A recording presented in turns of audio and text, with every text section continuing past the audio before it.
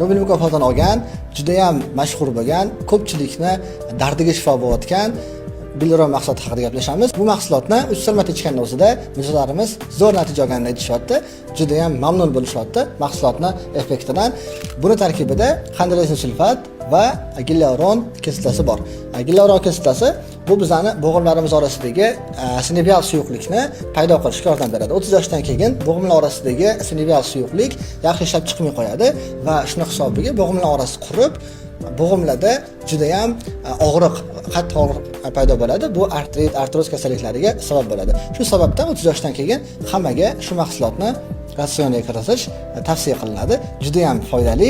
Men o'zim ichaman, uydagilar ichishadi.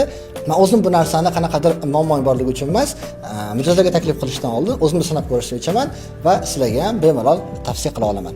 Bu mahsulotni o'zini narxida, ya'ni chegirmada olishni xohlasangiz, menga direktga yozing. Men sizga yaxshi chegirmada va qulay shartlar bilan olish imkoniyatini ko'rsatib beraman.